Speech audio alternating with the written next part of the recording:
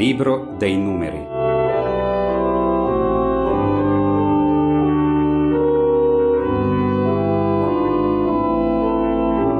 Un buon anno a tutti, sorelle e fratelli. Ce ne siamo scambiati tanti di auguri in questi giorni e cosa potevamo attenderci dalla parola di Dio del nuovo anno se non che iniziasse con un augurio. Il Signore vi benedica e vi protegga.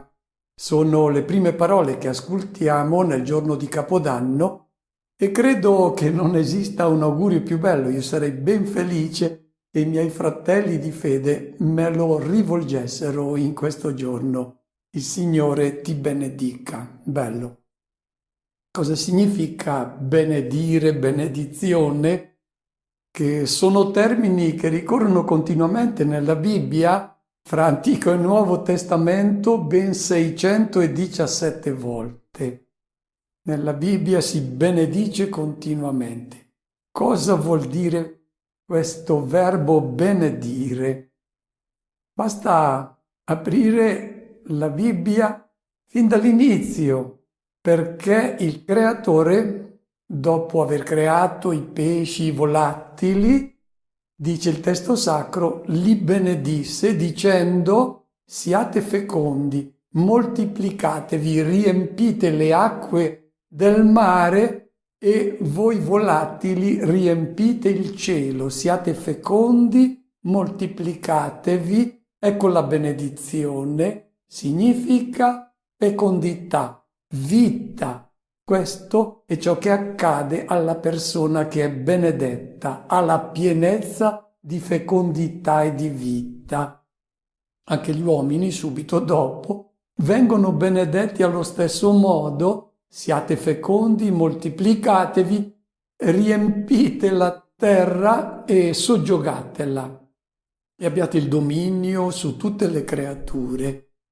Anche Noè è benedetto allo stesso modo dopo il diluvio, lui e i figli: siate fecondi, moltiplicatevi. Benedire significa proprio questo, vita. Benedire significa volere la vita, amare la vita, augurare, desiderare che l'altro goda della pienezza, della gioia e della vita. Bello questo augurio. Ti benedica il Signore, cioè ti riempia di vita e di gioia.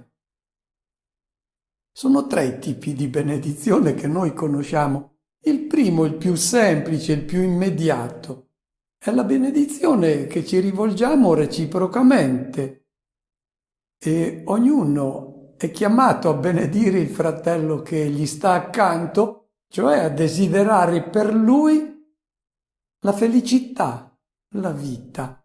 In Israele la benedizione più desiderata era quella che il padre impartiva ai figli prima della sua morte. Era l'augurio di prosperità, di fecondità, di una famiglia unita, numerosa. E la Bibbia ne ricorda varie di queste benedizioni, quella di Isacco che benedice Giacobbe, poi benedice anche suo fratello gemello Esaù e poi Giacobbe a sua volta che benedice i suoi figli che dovevano dare origine a ben 12 tribù, le 12 tribù di Israele. Eccola la benedizione di Giacobbe. Cosa accade quando l'uomo benedice il fratello che gli sta accanto? Un uomo auspica amore per lui, auspica ogni bene. E questo non si riduce a un vano auspicio a cui non segue poi alcun impegno pratico, come quando noi, incontrando una persona in questi giorni, abbiamo detto auguri, buon anno, e poi ognuno se n'è andato per la sua strada. No. Chi benedice in senso biblico vuole la gioia e la vita dell'altro e si dichiara disponibile a fare tutto quanto è nelle sue possibilità affinché questo desiderio di bene divenga realtà. Il contrario è maledire, in ebraico arur. Cosa accadeva quando uno veniva maledetto? Immaginate il popolo di Israele nel deserto e c'è qualcuno del popolo che ha commesso un qualche crimine, un qualche reato, veniva maledetto. Maledetto significava scacciato dal popolo, allontanato. Tu vattene solo nel deserto, sei escluso dalla nostra comunità. Maledire significa privarlo della vita, dell'incontro dove ci si scambia amore. Tu te ne vai da solo nel deserto. Era praticamente una condanna a morte lontano dalla comunità. Allora, se la formula originaria della benedizione potrebbe essere formulata così: io voglio che tu viva, sono contento che tu esista. La formula della maledizione è: non voglio che tu viva, che tu esista. Insomma, il mondo sarebbe molto più bello se tu non ci fossi. Questa è la maledizione. Non è che lo vogliamo uccidere, ma se lo porta via una malattia, non ci piangiamo più di tanto. Il nome cristiano può essere impiegato solo per benedire, mai per maledire, mai per escludere qualcuno dal nostro impegno perché lui sia felice. Il cristiano sta sempre dalla parte della vita e quindi della benedizione, anche per il nemico. Ricordiamo le parole di Gesù: benedite coloro che vi maledicono. Nella lettera ai Romani, al capitolo 14, Paolo: benedite coloro che vi perseguitano, benedite, non maledite. Mai il cristiano desidera un qualcosa che sia morte per il fratello. Ecco, abbiamo tutti bisogno di sentirci benedetti dai fratelli. Saremmo tutti più felici se sapessimo che l'altro vuole la nostra vita. E sarebbe bello sentire dal cristiano queste parole di benedizione, soprattutto quando gli costa pronunciarle perché deve rivolgerle a chi forse sarebbe più propenso a maledire. E la benedizione è una terapia per i nostri rancori, per le nostre rabbie, le nostre chiusure al dialogo, le incomprensioni, la non accettazione delle diversità, dei limiti, dei difetti dell'altro. Sempre ogni uomo deve essere benedetto. Quando noi benediciamo, rendiamo sempre maggior coscienza di essere figli dell'unico Padre, che è il Dio della vita. Questa è la prima forma di benedizione, quella che ci scambiamo da uomo a uomo, e il cristiano deve solo benedire, mettersi sempre nella disposizione di volere la vita del fratello.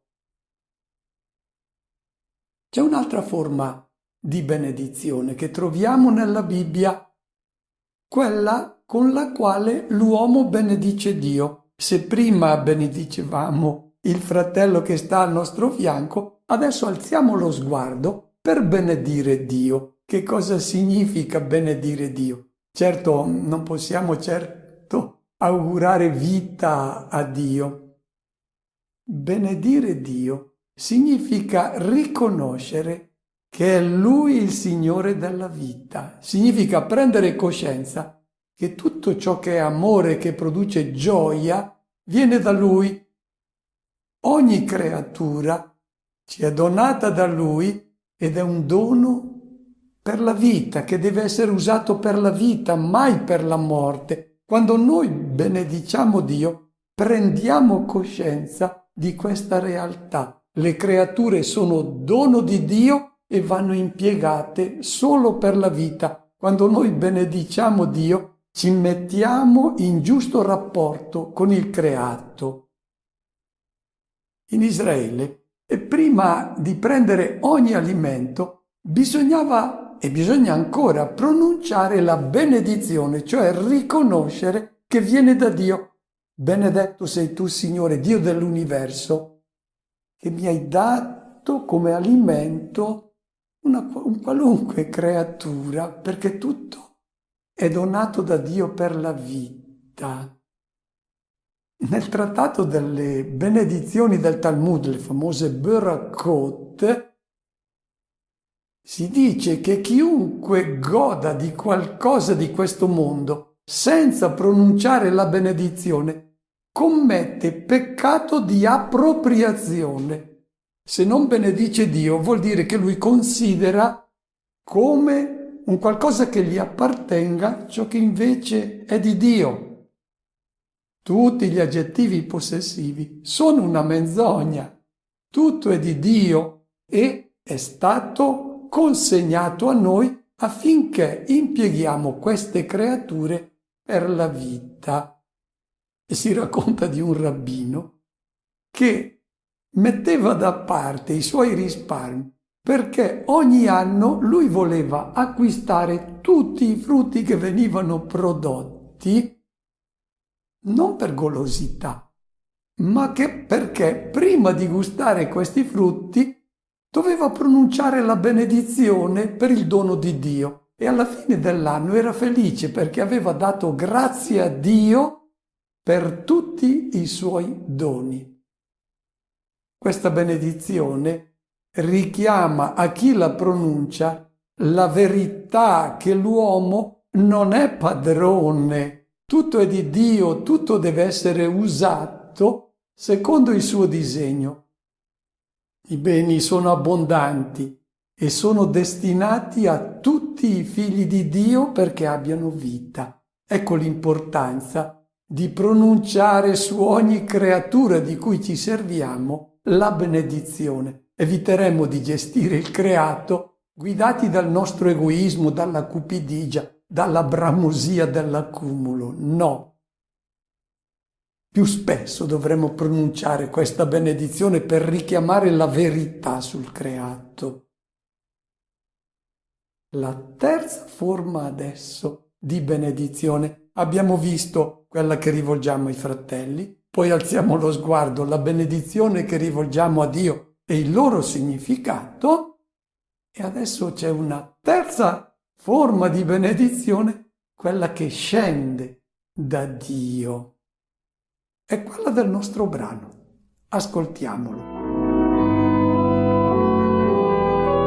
Il Signore parlò a Mosè e disse: Parla ad Aronne e ai suoi figli, dicendo: Così benedirete gli israeliti, direte loro: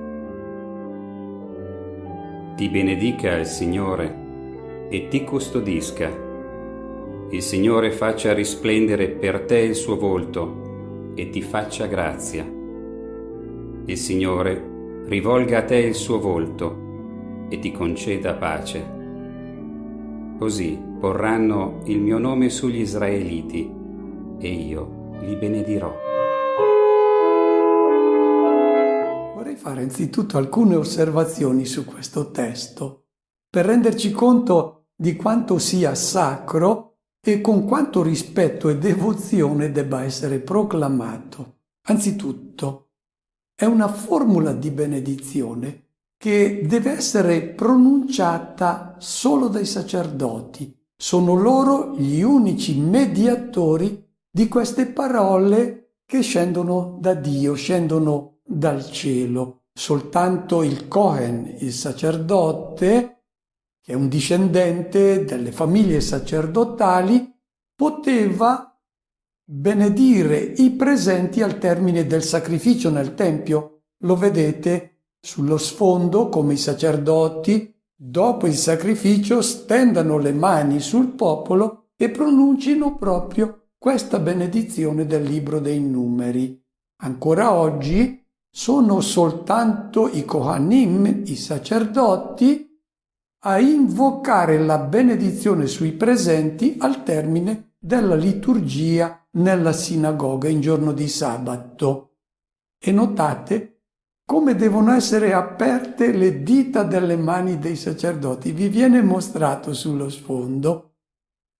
Non voglio entrare nel dettaglio del significato simbolico, mi limito a dire che la posizione di quelle dita ha un significato che si riferisce a una parola ebraica, koach, che significa forza, perché quelle mani devono comunicare questa forza di vita che è contenuta nelle parole pronunciate dal Cohen.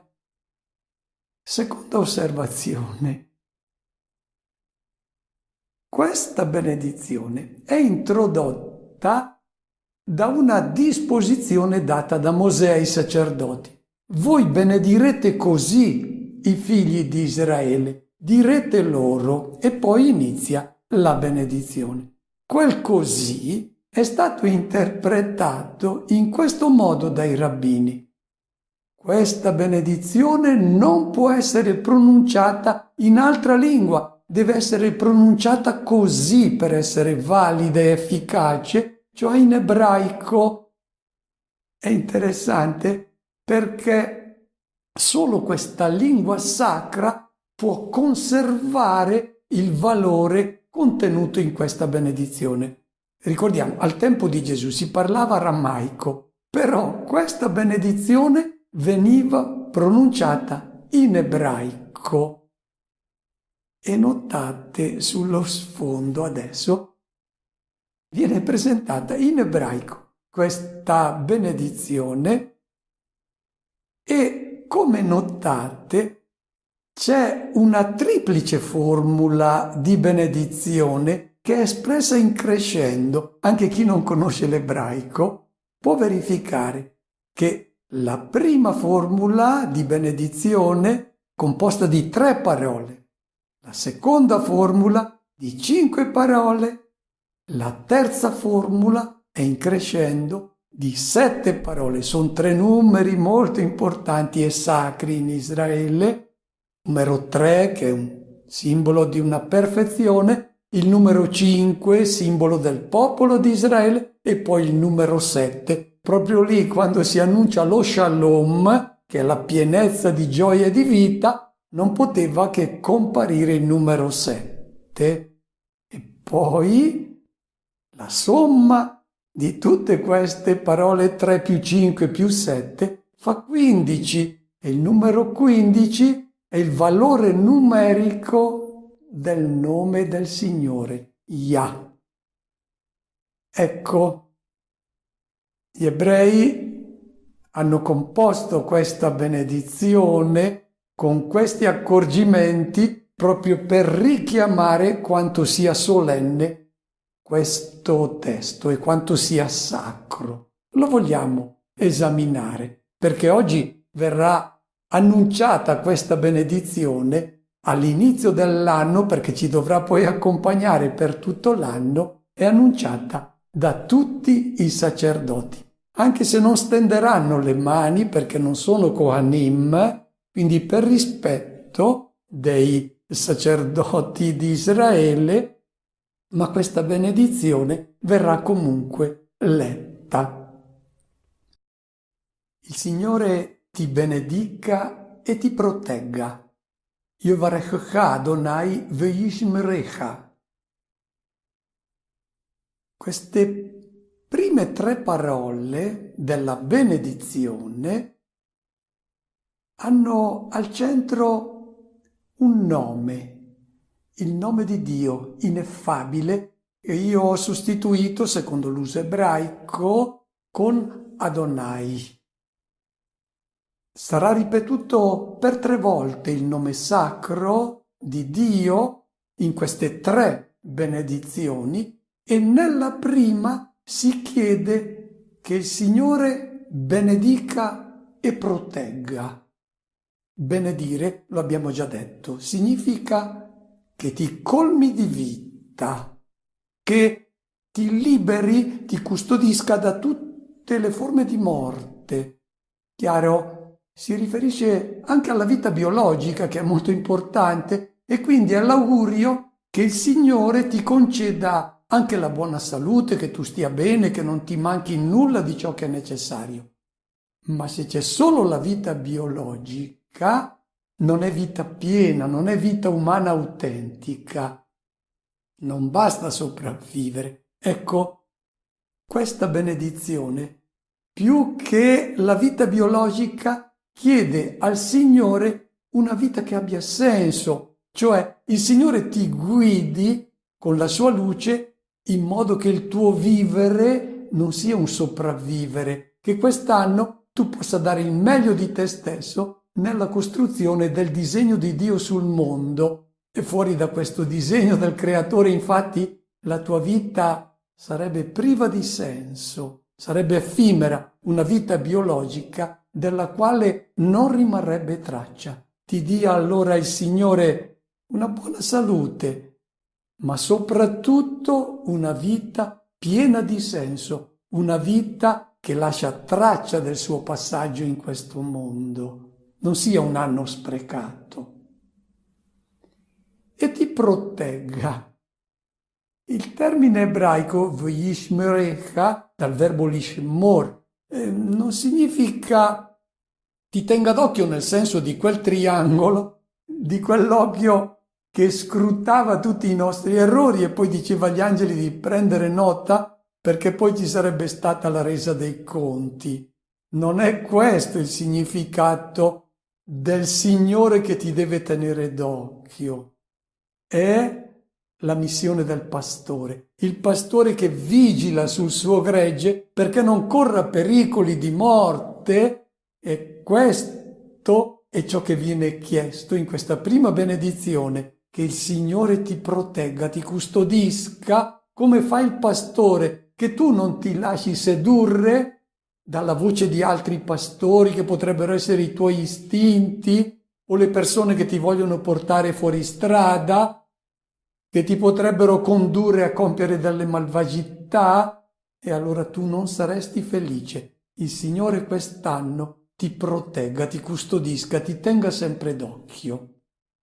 Seconda formula della benedizione. Il Signore faccia brillare su di te il suo volto. Yaer Adonai panavelecha vihunnecha. Noi riconosciamo le persone dal loro volto.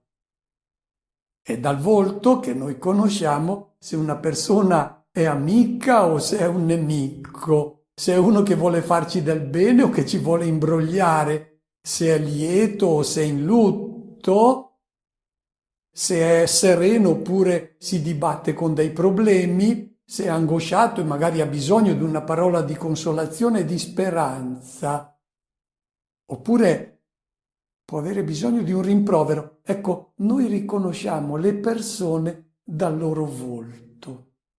Oggi non vediamo più il volto delle persone. Se noi andiamo in metropolitana, non vediamo più i volti, sono tutti ripiegati sullo smartphone e io non so, non posso comunicare con una persona che non conosco, che non vedo.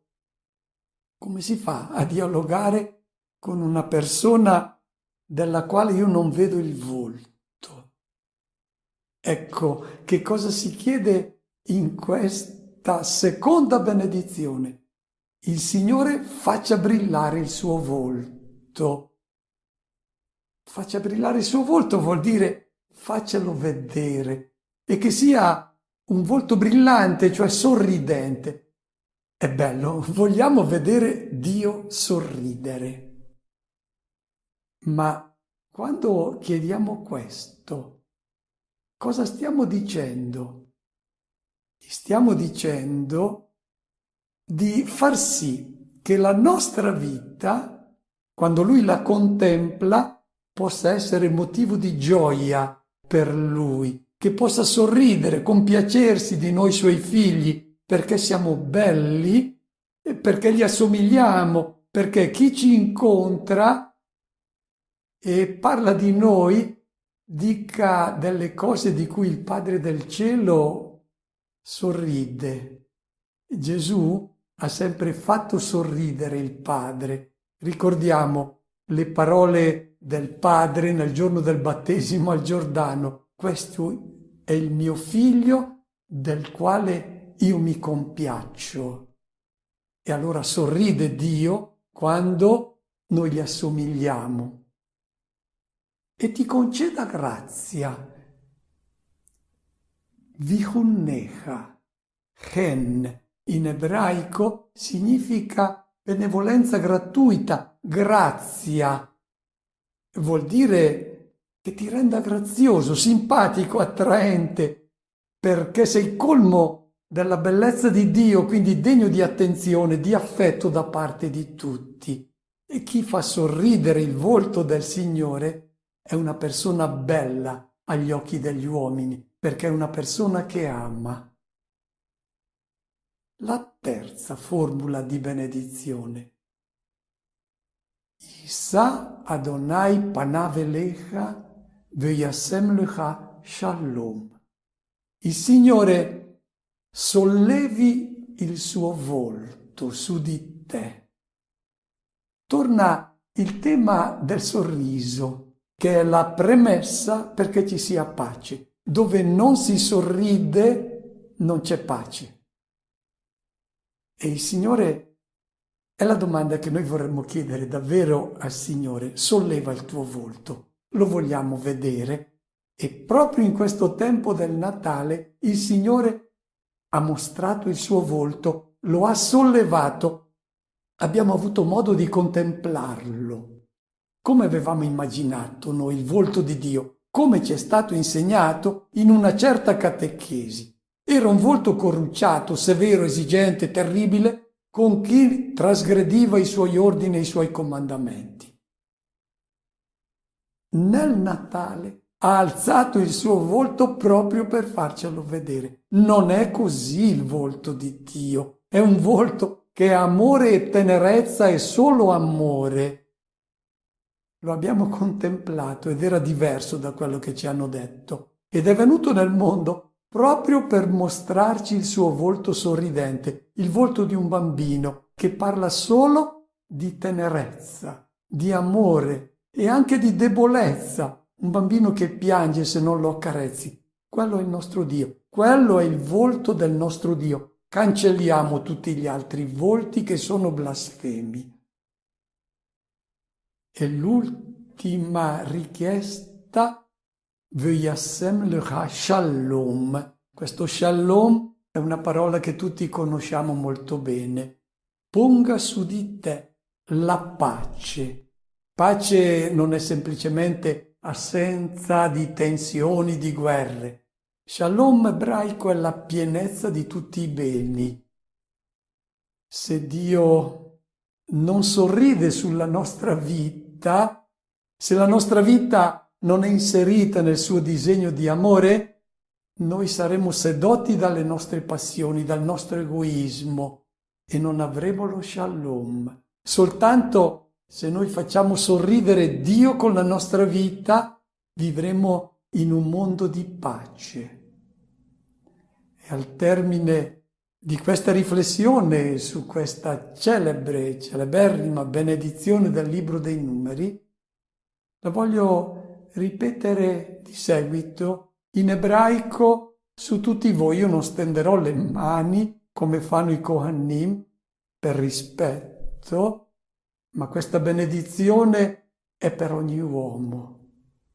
Yevarechecha Adonai ve'yishmerecha, Yaer Adonai panav elecha v'chunnecha, Yisa Adonai panav elecha ve'yasem lecha shalom.